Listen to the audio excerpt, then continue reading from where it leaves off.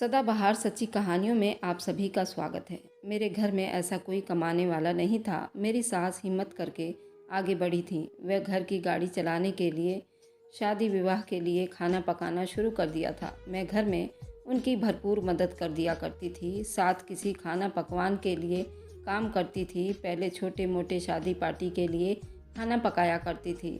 अब उनको एक रेस्टोरेंट से भी ऑफ़र आ गया था। अब उसके लिए वे खाना पकाती थी। उनको लोग काफ़ी जानने लगे थे। वे घर में लोगों के लिए खाना पकाती थीं। पहले तो लोग खुद ही आकर ले जाते थे, लेकिन फिर खुद ही देगों को देने भी जाने लगी थी। लेकिन सब में हैरान करने वाली बात यह थी कि जब वह खाना देने जाती तो मेरे कपड़े पहनकर खूब तैयार होकर जाती, और जब वापस आती तो उसके कपड़े पहनने वाली हालत में नहीं होते, बल्कि पूरे कपड़ों पर तेल के धब्बे लगे होते, जिससे वह दोबारा पहनने के लायक नहीं रहता। वह मुझे पैसे देकर कहती, नया सूट ले लेना। मुझे बहुत अजीब लगता। अब शक होने लगा था कि आखिर मेरी सास ऐसा क्या काम करती हैं जिससे वह घर से तो खूब बन ठन कर निकलती हैं और घर वापसी पर उनका हाल बेहाल होता है। एक दिन मैंने अपने हैरानी और परेशानी को ख़त्म करने के लिए सास का पीछा किया। वहाँ जो मैंने देखा, मुझ पर एक बिजली सी टूट पड़ी और आंखों से आंसू बहने लगे, क्योंकि मेरी सास जो कर रही थी ऐसा मेरे वहम में भी नहीं था। मेरी कहानी में कुछ गहरी सोचों पर आधारित है। मेरे माँ बाप की मृत्यु हो चुकी थी। मैं अपने मौसा मौसी के घर रहती थी। मेरे मौसा तो कुछ अच्छे ही थे, लेकिन उनकी पत्नी यानी मेरी मौसी का व्यवहार मेरे साथ जैसा था कि एक बिन माँ के बच्ची के साथ अक्सर रिश्तेदारों का होता है। मौसी अपने दिल में मेरे लिए बिल्कुल भी प्यार नहीं रखती थी। उनके 4 बच्चे खुद ही थे, 2 बेटा और 2 बेटी। बेटी की उम्र मेरी ही जितनी थी और फिर 2 बेटे थे। मेरी मौसी सारा दिन मुझसे घर का काम करवाती थी और खुद उसकी बेटियां आराम करती थीं। जैसे जैसे मैं जवानी की तरफ बढ़ती रही थी, आस पड़ोस की औरतों ने मेरी हमदर्दी में मुझे मेरी मौसी के चुंगल से बचाने के लिए मेरी शादी की बात मौसी के कानों में डालना शुरू कर दी थी। लेकिन मेरी मौसी एक कान से सुनकर दूसरे कान से निकाल देती थी। आखिर वह एक फ्री काम वाली कैसे खो सकती थी। लेकिन उसने जल्दी ही अपनी बेटियों के लिए रिश्ता ढूंढना शुरू कर दिया था। लेकिन मैं उन औरतों की बातों पर दिल में खुश होने लगी थी कि चलो शादी करके इस नर्क से तो छुटकारा मिलेगा। मौसी को सिर्फ अपनी बेटियों के लिए ही रिश्ता ढूंढ रही थी, लेकिन मेरा दिल ये बात सुनकर मचल कर रह गया था। मगर अब मेरे मौसा की आंखें और कान, दिमाग सब खुल गया था, तो उन्होंने मौसी को जबरन मेरे लिए भी रिश्ता ढूंढने के लिए कह दिया था। उनका कहना था कि तीनों बेटियों का रिश्ता एक साथ होना चाहिए, जिस पर मेरी मौसी ने नाक भाव चढ़ाते हुए पता नहीं इस दिल से मेरे लिए भी रिश्ता ढूंढना शुरू कर दिया था, जिस पर मेरा दिल भी बहुत खुश हो गया था। मगर दिल में ये ख्याल पक्का हो गया था, बल्कि मेरी ज़्यादा ख्वाहिश थी कि जिस घर में मेरी शादी हो वहाँ सास नाम की कोई चीज़ ना हो। मेरा पति अच्छा कमाने वाला हो, क्योंकि मैंने सासों के बारे में बहुत कुछ सुन रखा था कि वह बहुत डायन होती है। वह घर का सारा काम करवाती हैं, फिर भी कभी बहू से राज़ी नहीं होती। वे बहू पर हाथ भी उठा देती हैं और वे अपने बेटियों के कान भरकर उससे भी बहू को पिटवा देती। ये सब सोचकर मेरे दिमाग में आती तो मैं कांप कर रह जाती थी। यानी कि एक मक्कार मौसी के बाद शादी के बाद भी एक बिल्कुल वैसी ही औरत से वास्ता पड़ता तो मेरी ज़िंदगी ख़त्म हो जाती। मेरी छोटी छोटी ज़रूरतें और सपने अधूरे रहने वाले थे। मेरे सपने पूरे हो सकते थे अगर भगवान मेरी प्रार्थनाएं सुन लेता। तो मेरी भगवान से प्रार्थना थी कि मुझे ऐसा पति मिले जिसकी माँ ना हो, और फिर मैं अकेली ही पूरे घर पर राज कर सकूं। लेकिन मेरी ये प्रार्थना पूरी नहीं हो सकती थी। मौसी ने मेरे लिए एक रिश्ता पसंद कर ही लिया था। फैमिली तो छोटी थी, एक लड़का और एक माँ, उनका एक ही बेटा जो अब मेरा होने वाला पति था। मौसी ने मेरा रिश्ता जिस लापरवाही से ढूंढा था, उससे कुछ अच्छी उम्मीद नहीं की जा सकती थी। अपनी उम्मीद के मुताबिक रिश्ता ना मिलने पर मैंने भी दोबारा ध्यान देना जरूरी ना समझा। इसलिए मुझे भी नहीं पता था कि मेरा पति क्या काम करता है। मौसी और मौसा ने बहुत से लोगों के बातों में तंग आकर फ़िलहाल मेरी शादी तय कर दी थी और मुझे एक मुसीबत की तरह समझते ज़बरदस्ती मेरा रिश्ता तय कर दी थी। उनके दिल में था कि जैसे तैसे मुझे जान छुड़ाते अपनी बेटी की किसी अच्छी जगह धूमधाम से शादी करेगी। मुझे शादी के बाद पता चला था कि एक मेरा पति है, वो गाड़ियों की गैराज में काम करता था, जो सुनकर मुझे बहुत दुख हुआ था। लेकिन एक बात थी कि घर काफ़ी अच्छा और खूबसूरत था। ससुर भी किसी बड़ी दुकान पर मशीनों का काम करते थे, जिससे घर की काफ़ी अच्छी गुजर बसर हो रही थी। मेरा पति और ससुर सुबह ही काम के लिए चले जाते थे। घर में मेरी सास ही रह जाती थी। दूसरी तरफ मेरी सास ने ये नहीं सोचा कि हम एक दूसरे से अपनी दुख सुख की बातें करेंगे, बल्कि मेरी सास तो मेरी शादी की पहली सुबह से ही एक रीति रिवाज वाली सास बन गई थी। शायद उसे भी पता चल गया था कि मैं अनाथ हूँ, जैसा चाहेगी मुझसे करवा सकती है, पूछने वाला है ही कौन। मेरी सास घर के सारे काम मेरे जिम्मे डाल दी और खुद बेटे और पति के घर से निकलते ही खुद भी मोहल्ले के गलियों में निकल पड़ती। अगर दिल करता तो घर आ जाती, वरना वहीं कहीं किसी सहेली के घर पर रुक जाती थी। जिस दिन दिल चाहता तो दोपहर को भी घर आ जाती। मेरे किए कामों पर नुक्स निकालने लग जाती। अगर किसी दिन रहती तो माथे पर ऐसे बल डाल कर रखती थी, मुझे उससे बात करने में भी बहुत डर लगता था। मेरे सास चाय की बहुत शौकीन थी। उनका चाय पीने का भी टाइम टेबल था। उनका टाइम बिल्कुल ठीक था। जब उन्होंने चाय पीनी होती, वह दिन में 3 बार चाय तो ज़रूर पीती थी। मेरी सास ने बाकायदा डॉक्टरों की तरह बताया था उन्होंने किस किस टाइम चाय पीनी होती है। पहली बार तो सुबह पूजा आराधना के बाद उन्हें चाय पीनी थी। उसके बाद दोपहर में भी चाय पीना होता था। अगर किसी दिन मैं उन्हें चाय देना भूल जाती तो वह मेरे पति और ससुर के आते ही उनके सामने मेरी शिकायत लगा देती थी। आज मुझे चाय नहीं मिली थी, जिसकी वजह से मुझे पति की तरफ से बहुत बातें सुनने को मिलती थी। तुम एक माँ को भी चाय नहीं दे पाती हो, सारा दिन करती क्या हो? दोनों बाप बेटा सारा दिन घर से बाहर रहते हैं और एक माँ ही तो है, उनकी सेवा भी तुम ठीक से नहीं कर पाती हो। इतने से काम में भी तुमसे नहीं होते। मैं चुपचाप उनकी बातें सुन लेती थी, अपने काम में बिजी हो जाती थी। मेरी सास वैसे तो घर में कम ही दिखती थी, जिसकी वजह से मैं सारा दिन आराम से अपना काम ख़त्म करती थी और उसके बाद सारा दिन फ्री रहती। कभी कभार सो जाती थी, कभी कभार टीवी देखने लग जाती थी। थोड़ी ज़्यादा नहीं तो कुछ ज़िंदगी मेरी शादी से बाद बहुत अच्छी हो गई थी। शाम होते ही मेरी सास नहा धोकर साफ सुथरे होते आंगन में चारपाई रखती और बैठ जाती। मेरी सास को इस उम्र में भी सजने संवरने का काफ़ी शौक था। मैंने उनको कभी गंदे कपड़ों में नहीं देखा था। मुझे कुछ गुस्से में रहती थी, लेकिन बाकी सब में उन्हें हंसते बोलते देखा था। तो पता ही नहीं चलता कि ये मेरी वही सास हैं जो मुझे देखते ही माथे पर बल डाल लेती हैं। मुझसे वह बस मतलब की ही बात करती थी। पता नहीं मुझसे उन्हें किस बात का गुस्सा है या फिर डर था। मुझे घुलना मिलना नहीं चाहती थी। मेरे साथ तो इस तरह का अजीब व्यवहार रखती थी जैसे मैंने उनका बेटा उनसे छीन लिया हो। लेकिन कुछ महीने तो मैंने उनके व्यवहार की वजह से थोड़ी गम में रहती थी, लेकिन फिर मेरे पास समझौता करने के अलावा कोई और नहीं था। मेरे सास तो बाहर ही अपनी सहेलियों से बातें करते काफ़ी अच्छा टाइम बिता लेती थी और मैं कुछ बोलने और सुनने के लिए तरस जाती थी। मुझे वे कहीं लेकर नहीं जाती थी और ना ही मुझे न अपनी किसी सहेलियों से बातचीत करवाती थी। शाम को ससुर और मेरे पति आते तो वहीं आंगन में उनके पास बैठ जाती और एक दूसरे से बातें करते रहते। मैं उनके बीच अगर चली जाती तो वो बिल्कुल अनफिट सी महसूस करती थी। उनके माथे पर बल पड़ जाते, जिसकी वजह से मैं उनके बीच जाकर नहीं बैठती थी। इसी तरह मेरी ज़िंदगी कुछ खट्टी कुछ मीठी बीतने लगे थे। उस टाइम में होली का टाइम था। उन मौक़ों पर मेरी सास अक्सर अपने हाथों से खाना बनाती थी। वह इतना स्वादिष्ट खाना बनाती थी कि सब उंगलियां चाटते रह जाते थे, मगर वह खाना पकाने का काम बस खास मौक़ों पर ही किया करती थी। उसके अलावा उन्होंने कभी किचन में झांकना भी नहीं होता था। मेरे पति ने मुझे बिल्कुल सख्ती से मना कर रखा था कि मैं उनकी मम्मी से कोई काम नहीं करवाऊंगी, इसलिए मैं खुद ही घर का सारा काम निपटाती थी। शादी के बाद 1-2 बार मेरे मौसा मौसी मेरे से मिलने आए थे। अपने घर में खुश देखकर मेरे मौसा बहुत तसल्ली में हो गए थे। 1-2 बार मैं भी अपने पति के साथ उन लोगों के घर गई, लेकिन फिर मेरे साथ मौसी का बहुत गंदा व्यवहार देखते ही मैंने वहाँ जाना बंद कर दिया था, जिस पर किसी ने भी मुझसे कुछ पूछा तक नहीं, क्योंकि सभी मेरी मौसी का व्यवहार अच्छे से समझते थे। हाँ, मौसा कभी कभार चक्कर लगा ही लेते थे, जिस पर मैं उनकी बहुत एहसानमंद थी, क्योंकि कोई तो है जो मेरा हाल चाल लेता है।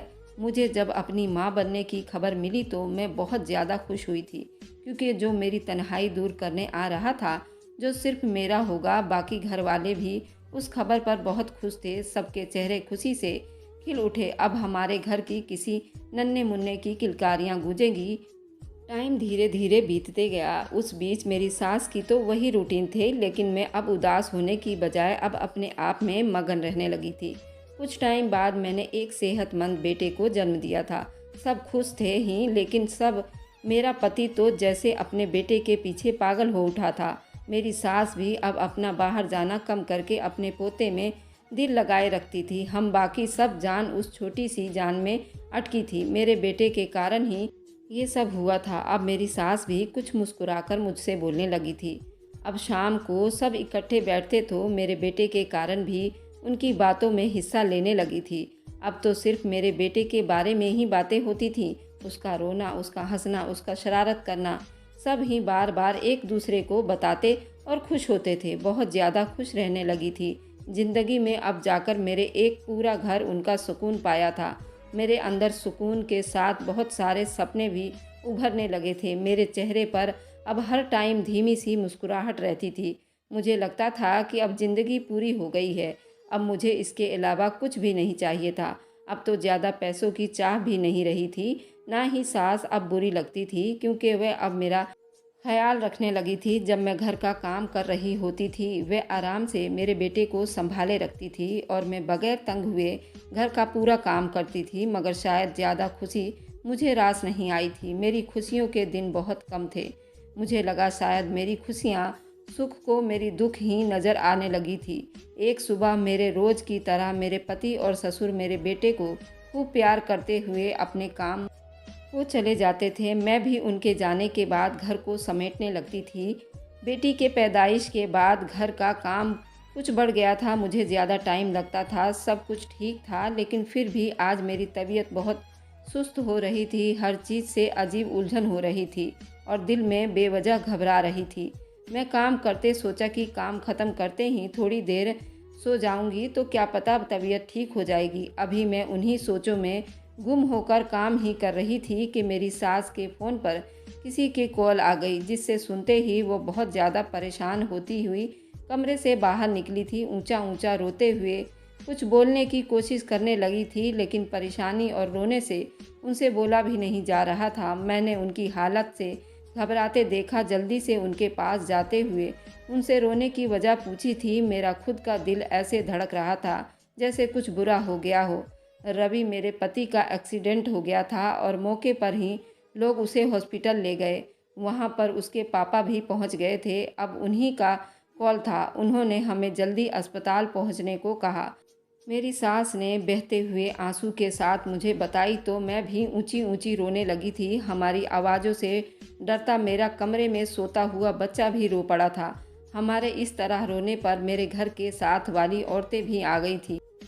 आकर वजह पता चलने पर उन्होंने हमें तसल्ली देना शुरू कर दिया था, जिसके बाद हम बड़ी हिम्मत करके एक रिक्शे वाले में बैठकर हॉस्पिटल पहुंच गए थे। मेरे पति का बहुत बुरा एक्सीडेंट हुआ था, जिसकी वजह से उसकी एक टांग ऑपरेशन करना पड़ा था। अब एक्सीडेंट की वजह से पता नहीं कितने साल तक चल नहीं सकता था। उसके अलावा भी बहुत सी चोटें आई थी, लेकिन हमने फिर भी भगवान की कृपा की, उसकी जान बच गई थी। कुछ दिन हॉस्पिटल रुकने के बाद मेरे पति को घर ले आया गया था। मेरा पति इस तरह लाचार हो गया था कि उससे अब अपने हर काम के लिए किसी दूसरे की ज़रूरत पड़ती थी, जिसकी वजह से मेरे ससुर ने कुछ दिन काम से छुट्टी ले ली थी और वे मेरे पति का बहुत ज़्यादा ख्याल रखते थे। लेकिन मेरे ससुर की भी घर बैठने से और घर के खर्चे से तंग आने से पहले ही जो भी जमा पूंजी थी, सारे मेरे पति की टांग के ऑपरेशन में लग गई थी। घर के हालात देखकर मेरे ससुर मजबूरी में दोबारा से अपने काम पर जाने लगे थे। उनके पीछे और मेरी सास मिलकर मेरे पति का ख्याल रखते थे। उनको नहलाना धुलाना, वॉशरूम लेकर जाने के लिए हम दोनों ही उनसे सहारा देती थीं, क्योंकि डॉक्टर ने बहुत ज़्यादा परहेज़ करने को कहा था, वरना टांग सही से ना जुड़ने का भी डर था। अभी हम एक परेशानी से तो नहीं निकल पाए थे जब हम पर एक और आसमान टूट पड़ा। परेशानियों ने तो जैसे हमारे घर का रास्ता ही देख लिया था, जो कि एक के बाद आए जा रहा था। अब की बार लगने वाला धचका बहुत बड़ा था, जिससे हमें संभलने में पता नहीं कितना टाइम लगता। असल बात, एक दिन मेरे ससुर रात को सोए तो सुबह किसी के उठाने पर भी नहीं उठे। रात को पता नहीं किस टाइम उनकी मौत हो गई थी। मेरे ससुर अपने टाइम पर खुद ही उठ जाया करते थे, लेकिन आज ना उठे तो मेरी सास का उनका कंधा हिलाते उन्हें जगाना चाहा था, जिसे वह ऐसे ही चुपचाप सोते रहे थे। मेरी सास के दिमाग तक वो बात पहुंची तो पुकारती अपने सीने पर अपने हाथ मारती चिल्लाने लगी थी। मैंने जाकर देखा तो जो मुझे समझ आया, मैं तो रोती बिलखती अपने पति के चारपाई के पास आकर गिरते रोने लगी थी। उनके बाप मरने की खबर सुनाई तो वह भी रो पड़े थे। हमारी आवाज़ों से मोहल्ले वाले आए। उसके बाद क्या क्या हुआ हमें कुछ होश नहीं था। हम सभी गम से निढाल थे। मेरा बेटा भी सब भूख लगने पर मेरे पास आता, फिर मोहल्ले के बच्चे ही उसे संभाले हुए थे। मेरे ससुर के 13वीं तक लोगों का भीड़ रहा। धीरे धीरे सभी अपने कामों में बिजी हो गए थे। हम घर में मेरे बच्चों को लगाकर 4 ही लोग थे। घर में बिल्कुल चुप्पी छा गई थी। बस कभी कभार मेरे बेटे की रोने की आवाज़ ही आती थी। मेरी सास विधवा हो चुकी थी। उन्होंने अपने सफ़ेद कपड़े पहनकर अपने कमरे में ही रोती रहती थी। बस ज़रूरत पड़ने पर ही, फिर मेरी आवाज़ देने पर ही बाहर आती थी, जब मुझे अपने पति को सहारा देकर वॉशरूम ले जाना होता। लेकिन धीरे धीरे मेरे पति की हालत अच्छी हो रही थी। अब मैं उसे अकेले ही सहारा देने लगी थी। घर में धीरे धीरे खाने पीने का सामान भी ख़त्म होने लगा था। मेरी परेशानी बढ़ने लगी थी। मेरे मौसा कई बार हमारे घर आए, लेकिन वे खुद मौसी से परेशान थे, तो मेरी क्या मदद कर सकते थे। कोई भी ऐसा नहीं था जिससे मैं मदद मांग सकती थी, और पति से भी कुछ कहने का फ़ायदा नहीं था, क्योंकि वह तो पहले ही कुछ अपनी लाचारी और कुछ अपने बाप के मरने की वजह से बहुत चिड़चिड़ा हो गए थे। बात बात पर लड़ने को तैयार हो जाते थे। कभी कभार तो बिना वजह गुस्से में चिल्लाते थे। अब तो बेटे को भी अपने नज़दीक बर्दाश्त नहीं करते थे। मैं उन हालत में परेशानी से बुखला सी गई। मुझे लगने लगा था जैसे हर तरफ अंधेरा ही अंधेरा है, कहीं से भी कोई रोशनी की उम्मीद नहीं दिखाई दे रही थी। एक दिन मैं सास के पास बैठी बिलक बिलक कर रो पड़ी थी, जिस पर उसने मुझे अपने साथ गले से लगाया था। मैंने रोते रोते उस घर के हालत बताए तो वह भी परेशान हो गई थी। उससे अगली सुबह उठी तो मेरी सास मेरे पास किचन में आ गई थी। उस दिन हमने जैसे तैसे थोड़ा बहुत नाश्ता किया, और फिर मेरी सास नाश्ता करने के साथ ही कहा कि मैं काम से बाज़ार जा रही हूँ। उनकी ये शब्द सुनते ही मुझे धक्का लगा था कि वो ऐसे कैसे बाज़ार जा सकती हैं भला। अभी तो उनके पति को ख़त्म हुए 15 दिन भी नहीं हुए थे, लेकिन उसके अलावा हमारे पास कोई और चारा भी नहीं था।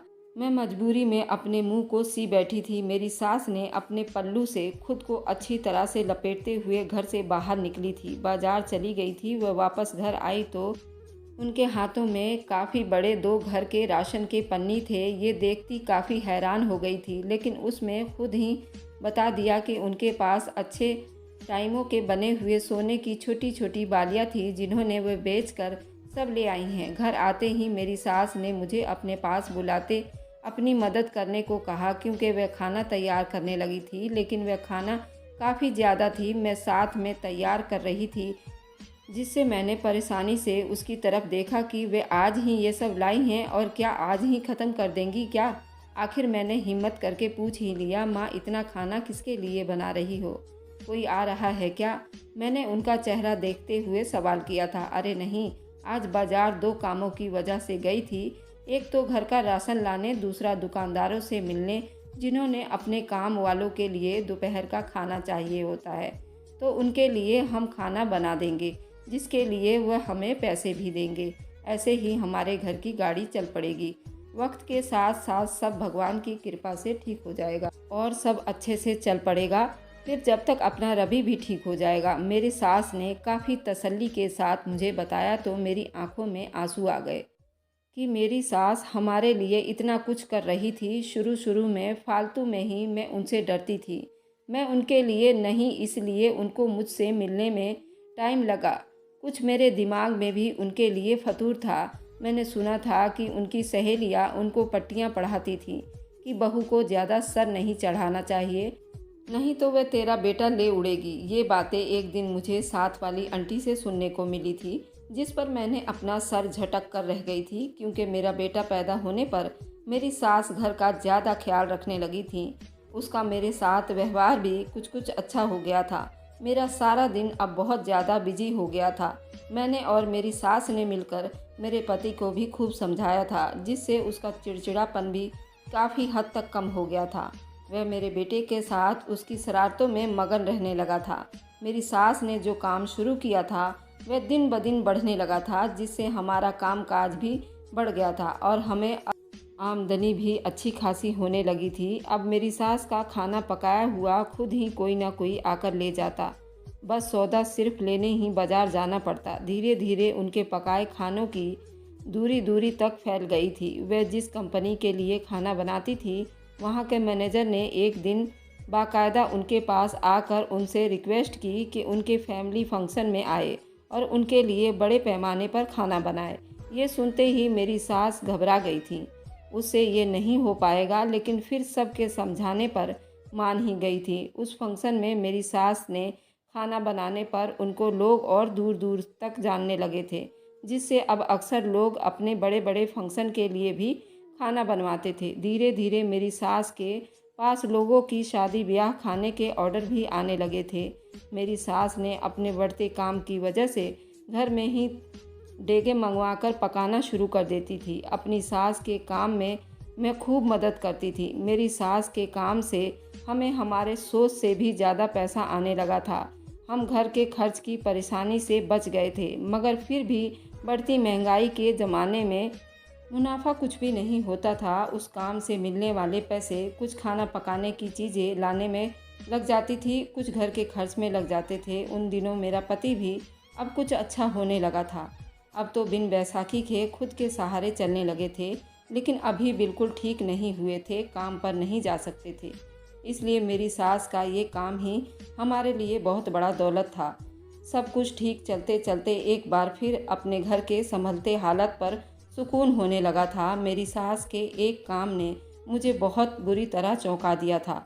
अब वह अक्सर ही मुझे मेरा कोई अच्छा सूट ले लेती और फिर खाना तैयार करते। जब देने जाती तो मुझे लिया हुआ सूट पहनकर खूब तैयार होकर जाती थी। पहले तो मुझे बस हैरानी हुई थी, जब मैंने ज़्यादा गौर नहीं किया था, लेकिन जब ये काम उनकी रूटीन बनने लगी थी, उनकी वजह से मुझे उन पर शक होने लगा था। वह पता नहीं किन कामों में पड़ गई हैं।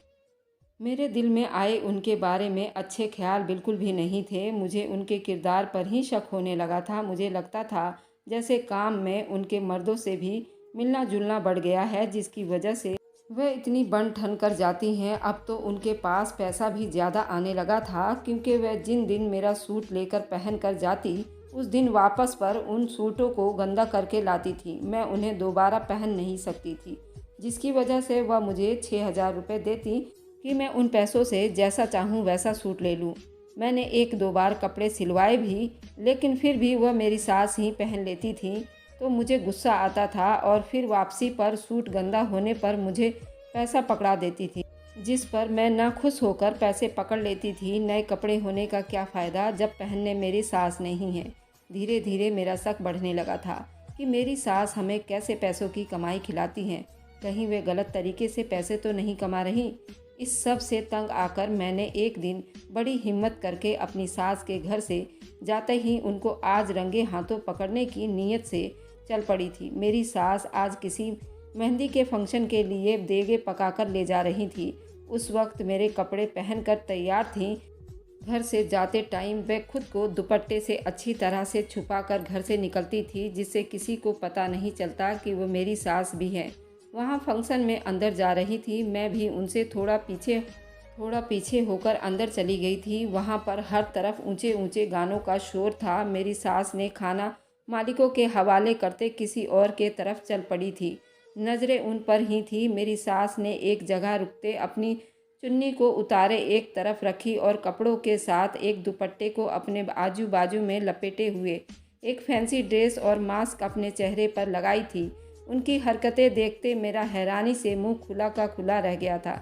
उसके बाद मैंने उनको हॉल के अंदर जाते देखा और फिर उसके बाद मेरी आंखों ने जो देखा तो मेरी आंखें खुली की खुली रह गई थी। क्योंकि मेरी सास वहाँ बने स्टेज पर अलग अलग गानों पर डांस कर रही थी। ये सब देखते एक पल को तो मुझे उस पर गुस्सा आ गया था। वह क्या कर रही थी, इसलिए मैं वहीं खड़ी होकर उनका बाहर आने का इंतज़ार करने लगी। जैसे ही वह बाहर आई, मुझे सामने देखते कुछ परेशान हो गई थी। मैंने उनको जिन नज़रों से देख रही थी वह शर्मिंदा भी थी, अपने सर को झुकाई थी। उससे पहले कि मैं कुछ बोलती वह खुद ही बोल पड़ी थी। घर के खर्चे पूरे न होने पर ये सब बहुत मजबूरी में काम करना पड़ा था। नहीं चाहती थी कि पैसों की कमी की वजह से उनके बेटे के इलाज में कमी आए और जिसकी वजह से वह सारी उम्र अपने पैरों पर ना चल सके। कहते कहते उनके आंखों में आंसू आ गए थे, जबकि उनकी बात सुनते ही मेरी भी आंखें भर गई थीं। मैंने अपने दिमाग में पनपती उन ख्याल पर बहुत शर्मिंदा थी। मुझे अपने ऊपर ही गुस्सा आ रहा था। मैंने उनको अपने गले से लगाया। आज मेरी हर बुरी सोचों ने मेरी सास के लिए मेरा मुंह चिढ़ा रही थी। आज घर वापस आते उनके कपड़े साफ थे, क्योंकि वह पहले नहीं चाहती थी कि मुझे उन पर शक हो, मुझे उनके बारे में बुरा ख्याल आए, इसलिए वह जानबूझकर कपड़े गंदे करती थी। वह डांस के लिए उनको अच्छे पैसे मिलते थे, इसलिए वह डांस किया करती थी और ये सब मेरे और मेरे पति के लिए कर रही थी। कैसी लगी दोस्तों मेरी इमोशनल कहानी, मुझे कमेंट में ज़रूर बताइएगा। Thanks for watching. Like and subscribe.